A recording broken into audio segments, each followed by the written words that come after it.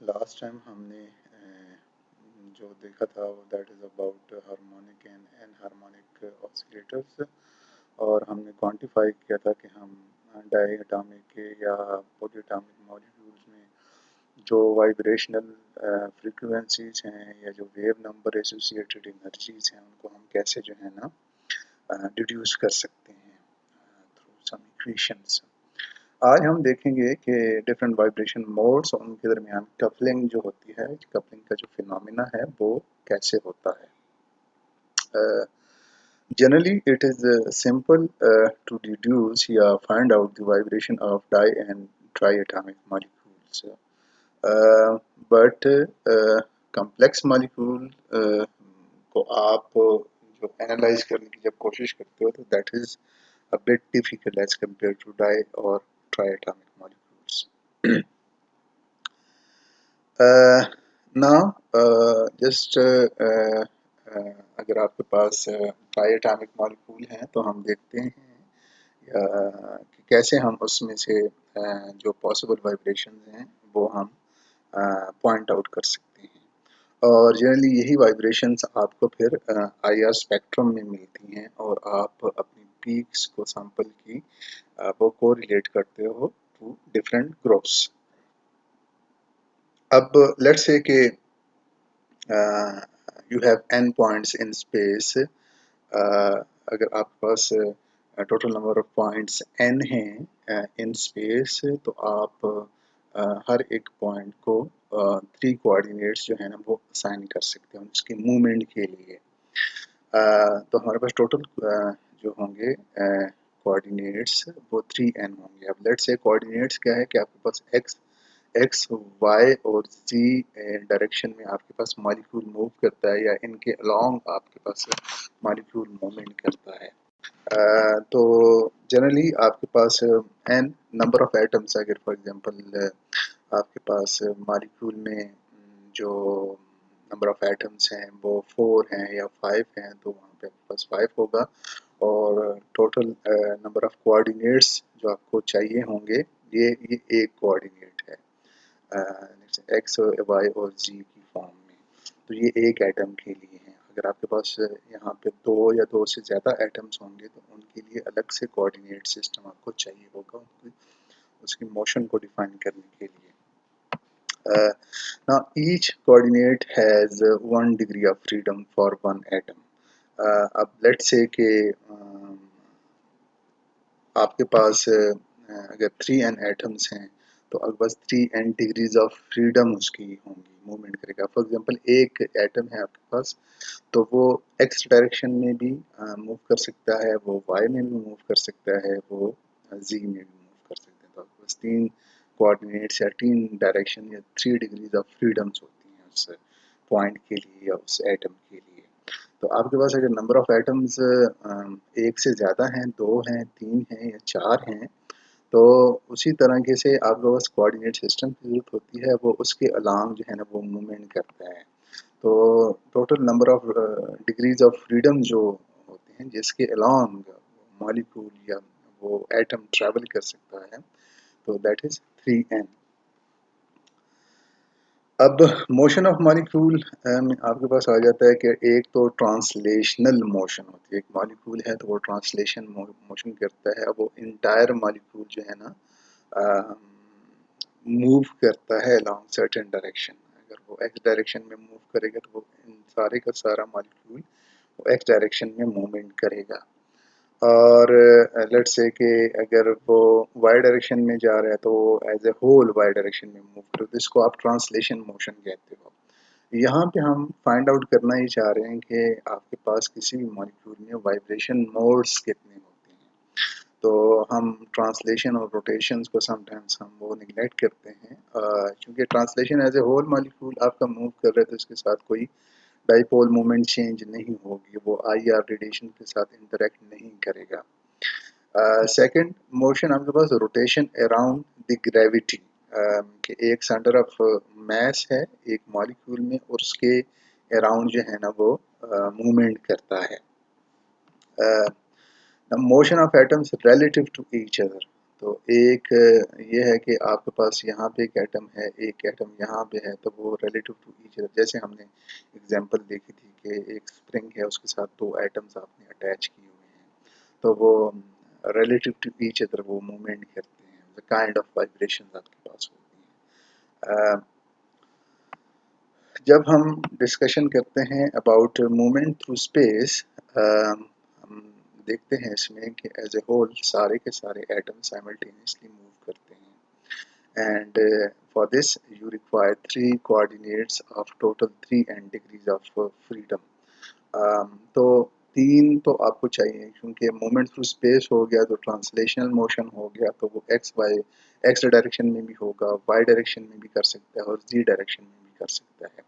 तो three degrees of freedom जो है ना, आपने इसमें से माइनस कर लेनी है। For rotation other three coordinates, अगर वो रोटेट कर रहा है मॉलिक्यूल, तो उसमें आप फॉर एग्जांपल वो यहाँ पे अगर पड़ा हुआ है तो वो एक्स के अगेंस्ट रोटेट करेगा, और वाई की डायरेक्शन में अगर पड़ा हुआ है तो वो एक्स जी के डायरेक्शन में रोटेशन करेगा अलोंग दी वाई एक्सिस। इस तरह जी में अगर पड़ा हुआ है तो एक्स वाई की डायरेक्शन में वो रोटेशन करेगा। तो थ्री कोऑर्डिनेट्स आपको चाहिए रोटेशन को, या three degrees of freedom rotation की होती हैं किसी भी मॉलिक्यूल में। सो आपके पास पॉसिबल वाइब्रेशन जो बाकी रह जाती हैं किसी मॉलिक्यूल में, एक तो थ्री आपकी जो है ना मूवमेंट थ्रू स्पेस, जो कि ट्रांसलेशन मूवमेंट मोशन है, और सारे के सारे एटम्स जो है ना उसके लिए थ्री कोऑर्डिनेट्स की ज़रूरत होती है, थ्री कोऑर्डिनेट्स रोटेशंस के हैं, तो टोटल सिक्स आप इसमें से माइनस कर देते हैं थ्री एन में से, और रिमेनिंग जो भी आपके पास रहता है तो वो नंबर ऑफ वाइब्रेशन मोड्स होते हैं उसमें। और I R is right about the vibration. जब आप लिक्विड और सॉलिड के सैंपल करते हो तो वाइब्रेशन मोड्स को आप एक्साइट करते हो इसमें। तो आप देख सकते हो यहाँ पे three N N again number of points, number of atoms in a molecule आपके पास होते हैं यहाँ। नाउ लीनियर मॉलिक्यूल्स, अगर आपके पास मॉलिक्यूल लीनियर है तो you have two degrees of freedom rotation. Linear molecule का ये है कि फॉर एग्जांपल एक स्ट्रेट मॉलिक्यूल है, तो वो अगर वो अपने एक्सिस के अगेंस्ट, बॉन्ड एक्सिस के अगेंस्ट वो रोटेशन करता है तो उसके डाइपोल मोमेंट में कुछ चेंज नहीं आती जनरली, और वो उसकी सिमेट्री में आप यूँ कह सकते हैं कुछ चेंज नहीं आती, क्योंकि वो दोनों एटम अपनी जगह पे रहते हैं, अनलेस एंड अनटिल कि वो फॉर एग्जांपल यहाँ पे मॉलिक्यूल पड़ा हुआ है अलोंग दी वाई एक्सिस, और एक एटम उसका यहाँ पे है, एक यहाँ पे है, तो जब ये मूवमेंट करता है अलोंग दी बॉन्ड तो उसकी सिमेट्री में कोई चेंज नहीं आता। लेकिन जब वो मूवमेंट करता है अलोंग दी, लेट्स से कि ऐसे अगर मूवमेंट करेगा तो वो अलोंग दी एक्स एक्सिस वो मूवमेंट करेगा, और एक मूवमेंट फॉर एग्जांपल ऐसे करेगा तो वो अलोंग दी जी एक्सिस जो है ना वो मूवमेंट करेगा, और आपके पास एक एंगल बनेगा और सिमेट्री चेंज हो सकती है उसमें depending upon the atoms that are present. Now linear molecule तो आपके पास दो डिग्रीज या टू डिग्रीज ऑफ फ्रीडम्स होती हैं रोटेशन में, तो आपके पास थ्री एन माइनस फाइव इसकी इक्वेशन बनती है। जो थ्री एन माइनस सिक्स है और थ्री एन माइनस फाइव है, तो these are normal modes of vibrations. To approximate harmonic behavior, single absorption peak appear for each vibration. तो अगर हम हार्मोनिक बिहेवियर को ही कंसिडर कर लें, जिसमें आप कहते हो कि जो एनर्जी डिफरेंस है अमॉन्ग द एनर्जी लेवल्स तो वो कांस्टेंट है, तो हर एक मोड वो एक एब्जॉर्प्शन देता है, एब्जॉर्प्शन पीक बनाता है आपके स्पेक्ट्रम में, और आप असाइन करते हो टुवर्ड्स डिफरेंट वाइब्रेशन मोड्स किसी भी पीक को। समटाइम्स आपके पास फ्यूअर एक्सपेरिमेंटल बैंड्स होते हैं एक तो वो ये होता है कि सिमेट्री ऑफ द मॉलिक्यूल कुछ इस तरह की होती है कि अगर वो मूवमेंट करे और उसके वाइब्रेशन मोड्स अगर वो मूवमेंट करते हैं तो उसमें कुछ डाइपोल चेंज नहीं आता। उसकी वजह से भी कम बैंड्स आ सकते हैं। द एनर्जी ऑफ टू और मोर वाइब्रेशंस आर आइडेंटिकल। समटाइम्स ऐसे होता है कि दो या दो से ज़्यादा जो वाइब्रेशंस होती हैं उनकी एनर्जी सेम होती है, तो वो एक ही पीक आपको एक जगह पे मिल जाती है। एब्जॉर्प्शन इंटेंसिटी समटाइम्स लो होती है, जिसको आप डिटेक्ट नहीं कर सकते या डिटेक्ट नहीं कर पाते, या आपके इंस्ट्रूमेंट उसको डिटेक्ट नहीं कर पाता। दूसरी आपके पास इंस्ट्रूमेंटल रेंज है कि वो जो रेंज में आप स्टडी कर रहे हैं वहाँ पे जो वाइब्रेशन मोड्स जो कि एक्टिव हैं वो उस रेंज में नहीं आती, बल्कि आउट ऑफ दैट रेंज आती हैं। लेकिन अमूमन आपके पास जो एब्जॉर्प्शन बैंड्स होते हैं that is much greater than you expect from a molecule. और वो जो बैंड्स होते हैं those are because of overtones. Overtones मैं आपको बता चुका हूँ लास्ट लेक्चर में कि सेम मॉलिक्यूल वो एक्साइट होता है with same energy from towards first energy level and then second and third energy level plus minus two या प्लस माइनस थ्री के लिहाज से।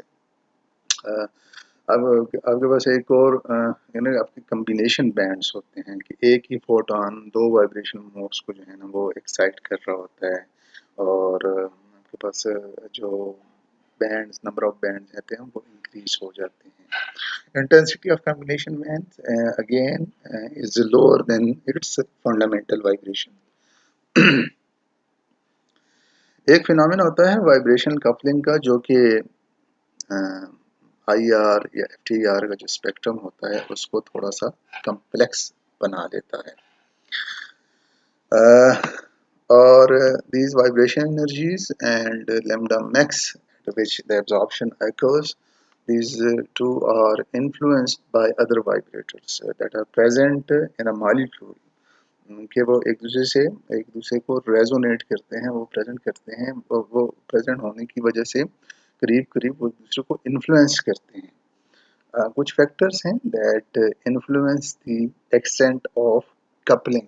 आपके पास जो कपलिंग है वो इन फैक्टर्स वो कौन से फैक्टर हैं? दैट इज आपके पास स्ट्रॉन्ग कपलिंग होती है बिटवीन स्ट्रेचिंग वाइब्रेशन, जब किसी मॉलिक्यूल में एक कॉमन एटम है और उसके दोनों साइड पे वो बॉन्ड है जो कि स्ट्रेच हो रहा है, तो वो दोनों बॉन्ड आपस में कपलिंग करते हैं, वो एक दूसरे की एनर्जीज को अफेक्ट करते हैं। और जो एनर्जी फॉर एग्जांपल 1300 पर सेंटीमीटर पे एब्जॉर्प्शन देनी होती है अगर एक बॉन्ड ने, तो वो उसकी वजह से या 1500 पर सेंटीमीटर पे एब्जॉर्प्शन दे रहा होता है, उसकी एनर्जी चेंज हो जाती है, और या फिर वो 1100 पर सेंटीमीटर वेव नंबर पे एब्जॉर्प्शन दे रहा होता है। तो एक स्ट्रॉन्ग कपलिंग जब कॉमन एटम दो बॉन्ड्स के दरमियान इन्वॉल्व होता है, वहाँ पे आपके पास कपलिंग जो है ना वो स्ट्रॉन्ग होती है। Sometimes interaction between bending vibration, कि आपके पास एक कॉमन बॉन्ड है और उस बॉन्ड के साथ जो एटम्स हैं उन पे जो बेंडिंग वाइब्रेशंस हो रही हैं तो वो एक दूसरे को अफेक्ट करती हैं, एक दूसरे की एनर्जीज को अफेक्ट करती हैं, जिसमें कॉमन बॉन्ड आपके पास इन्वॉल्व होता है। Coupling between stretching and bending vibration, अगर स्ट्रेचिंग और बेंडिंग वाइब्रेशन करीब करीब हैं तो वो एक दूसरे को कपल करके एक दूसरे की एनर्जी को वेरी करते हैं। तो जो एग्जैक्ट अमाउंट आपने कैलकुलेट की होती है कि भाई इस बॉन्ड के लिए जो स्ट्रेचिंग या बेंडिंग है इसके लिए फलां एनर्जी पे इतनी पीक देनी है, जो कि वो उस पे नहीं देती देती है, वो सैंपल नहीं देता वो पीक उस पे, तो वो that is because of the coupling between different groups that are present along each other. Coupling groups have energies nearly equal. जो आपके पास कपलिंग ग्रुप्स होते हैं उनकी एनर्जी इक्वल होती हैं, क्योंकि वो कपल हो जाते हैं और वो सेम सेम एनर्जी जो है ना या ऑलमोस्ट सेम एनर्जीज पे वो एक्साइट होते हैं। अगर टू और मोर बॉन्ड्स के थ्रू वो ग्रुप्स सेपरेटेड हैं तो उनके दरमियान कपलिंग नहीं होती। Coupling requires vibrations of same symmetric species. जो वाइब्रेशंस होती हैं उसमें जो कपलिंग होती है ज़ाहिर है वो एक ही सिमेट्रिक मॉलिक्यूल में जो आपके पास स्ट्रेचिंग या कॉमन बॉन्ड्स या कॉमन एटम की वजह से जो कपलिंग होनी होती है तो सेम सिमेट्री एलिमेंट में ये अगर वो सिमेट्रिक होगा तो उसमें कपलिंग होगी। एक मॉलिक्यूल के दूसरे मॉलिक्यूल के साथ ज़ाहिर है वो कपलिंग का फिनोमेना वहाँ पे नहीं होता। अब अगर आप इसकी एग्जाम्पल को देखें कपलिंग की तो कार्बन डाइऑक्साइड है आपके पास। If no coupling then carbon C double bond O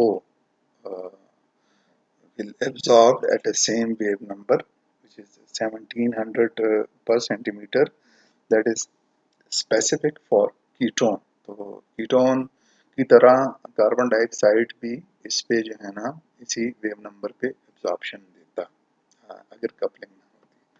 तो हम देखते हैं कि एक्सपेरिमेंटली आपके पास कार्बन डाइऑक्साइड की जो पीक्स आती हैं वो दो वेव नंबर पे आती हैं, एक 50 पर सेंटीमीटर और दूसरी 667 पर सेंटीमीटर पे आती है। अब अगर हम चूंकि कार्बन डाइऑक्साइड को अगर हम लीनियर मॉलिक्यूल कंसिडर कर लें तो हम डिग्री ऑफ या वाइब्रेशन मोड्स फाइंड आउट करने के लिए हम देखते हैं कि 3n-5 number of atoms which are 3 in carbon dioxide, and 3 into 3 minus 5 we have 4 normal modes of vibrations in carbon dioxide. अब वो कौन से हैं? Two modes are stretching vibrations हैं। एक में सिमेट्रिक स्ट्रेच है आपके पास और दूसरा जो है ना वो एसिमेट्रिक है। अब सिमेट्रिक स्ट्रेच को अगर आप देखें तो इसमें डाइपोल मोमेंट चेंज नहीं हो रहा, जबकि ये जो एसिमेट्रिक स्ट्रेच है तो इसमें आपके पास डाइपोल मोमेंट की वेरिएशन हो रही है, क्योंकि ये ऑक्सीजन एटम जो है ना वो करीब आता है कार्बन के और ये एज ए काइंड ऑफ यहाँ पे इलेक्ट्रोनेगेटिविटी कार्बन की ज़्यादा हो जाती है और ये चार्ज पुल आउट होता है यहाँ पे। तो ओवरऑल यहाँ पे पार्शियल पॉजिटिव और नेगेटिव चार्जेस क्रिएट हो जाते हैं और आपके पास एक डाइपोल मोमेंट जनरेट होता है। तो वो एब्जॉर्प्शन देता है 2350 पर सेंटीमीटर पे। सेकंड जो है आपके पास दो और जो मोड हैं वो है सीजरिंग। और सीजरिंग में आप ये कह सकते हैं काइंड ऑफ कैंची है ये। और अगर आप इसको इन प्लान ले लें इस मॉलिक्यूल को तो ये नेगेटिव का मतलब ये है कि वो स्क्रीन के पिछली जानिब जो है ना वो मूवमेंट कर रहे हैं और पॉजिटिव अगली जानिब आ रहे हैं, तो यहाँ पे भी डाइपोल मूवमेंट चेंज होता है। और यहाँ पे आप यूँ कह लें कि ऊपर नीचे भी इसका स्क्रीन में अगर देख लें तो ये दो एटम्स ऊपर की जानिब मूव करते हैं, ये वाला एटम नीचे की जानिब मूव करता है। तो ये दो तरह के मोड हैं और ये दोनों सिमिलर मोड हैं, ये रेजोनेट होते हैं। और बस ये मोड तो जो एब्जॉर्प्शन होती है 667 पर सेंटीमीटर पे, अभी बस ये एब्जॉर्प्शन होती है। तो 4 मोड्स हैं, 4 नॉर्मल मोड्स हैं, लेकिन वो कपलिंग की वजह से जो यहाँ पे आप देख लो जो इनके दरमियान जो कपलिंग का फिनोमेना है, क्योंकि ये सिंगल एटम्स इन्वॉल्व हैं बिटवीन दीज टू, तो ये कपलिंग का फिनोमेना यहाँ पे होता है और हमारे पास दो तरह की पीक्स एब्जॉर्प्शन या पीक्स आती हैं हमारे पास स्पेक्ट्रम में कार्बन डाइऑक्साइड की। इसी तरह आपके पास water, sulphur dioxide, nitrogen oxide या nitrogen dioxide non linear molecule हैं। तो नॉन लीनियर हैं तो हम इसमें जो रूल लगाते हैं वो 3n-6 का है और हमारे पास 3 वाइब्रेशनल मोड्स आते हैं। अब वाटर के केस में अगर आप देख लें सिमेट्रिक स्ट्रेचिंग जो कि IR एक्टिव है और 3657 पर सेंटीमीटर पे एब्जॉर्प्शन देता है। फिर एसिमेट्रिक स्ट्रेचिंग है जो कि 3766 पर सेंटीमीटर पे आपके पास एब्जॉर्प्शन देता है और अगेन डाइपोल मोमेंट चेंज होता है विद आप कह सकते हैं कि with these kind of stretching और सीजरिंग वाइब्रेशंस। और जो एनर्जी आपको मिलती है या जो एनर्जी आपको चाहिए होती है इन मोड्स को एक्साइट करने के लिए that is 3657, 3766 and 1595 per centimetre. तो अगेन ये कपलिंग होती है क्योंकि इसमें कॉमन एटम इन्वॉल्व है और ये कपल करके तो आपके पास मोड जो है ना ये देते हैं। Now although coupling results in uncertainty but it is important for positive identification of specific compound. कैसे लेट्स से कि आपको मेथानॉल है, फिर एथानॉल है, फिर प्रोपानॉल है, तो उसमें आप एक एक जो है ना सब्स्टिट्यूएंट या मिथाइल ग्रुप की एडिशन करते रहते हो। जैसे जैसे वो एडिशन करते हो जो हाइड्रोक्सिल ग्रुप और ओ कार्बन CO जो बॉन्ड है तो उसकी जो एनर्जीज उसको चाहिए होती है एक्साइट करने के लिए वो भी चेंज होती हैं। तो you can find out using IR spectrum जो कि ज़ाहिर है उसके लिए टेबल आपके पास बने होते हैं और जैसे जैसे वो ग्रुप आप बल्कि करते जाते हो किसी भी मॉलिक्यूल में तो वो उसकी वो जो एक्साइटेशन एनर्जी है उस पर्टिकुलर बॉन्ड की वो अफेक्ट होती है। तो आप इजीली आइडेंटिफाई कर सकते हो कि प्राइमरी, टर्शरी या नॉर्मल जो भी आप कह सकते हो कि अल्केन किस किस्म का है या अल्काइल किस किस्म का आपके पास अल्कोहल है ये।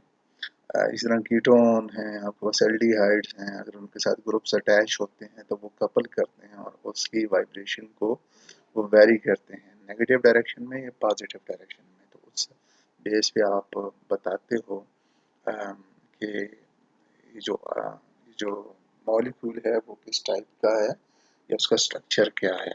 Of course IR is not only the answer for finding out the structure of the molecule, इसके साथ आपको मैच करना पड़ता है और NMR करना पड़ता है तभी जाके आप चीज़ों को आइडेंटिफाई कर सकते हो। लेकिन अगेन IR स्पेक्ट्रम जो है वो that is fingerprint of any molecule, any organic molecule, because most of the molecule आपके पास एब्जॉर्प्शन देते हैं मेटा रीजन। आगे चल के हम देखेंगे इसको भी एक्सप्लेन करेंगे और ग्रुप बाय ग्रुप हम देखेंगे कि कौन से ग्रुप कहाँ पे एब्जॉर्प्शन देते हैं। So that was all about the vibration modes and coupling phenomena. तो नेक्स्ट टाइम हम स्पेक्ट्रोफोटोमीटर देखेंगे जो FTIR या IR में हम यूज करते हैं। उसको उसकी मैन्युफैक्चरिंग या उसका जो इक्विपमेंट है उसको हम डिटेल से डिस्कशन करेंगे और हम देखेंगे कि कैसे हमारे पास जो टाइम डोमेन स्पेक्ट्रोस्कोपी में हम मेजरमेंट करते हैं यूजिंग FTIR, तो कैसे हमारे पास टाइम डोमेन में स्पेक्ट्रम आता है और वहाँ से हम उसको कन्वर्ट करके फ्रीक्वेंसी डोमेन में हम उसका एनालिसिस करते हैं। सो टिल देन अल्लाह हाफिज़।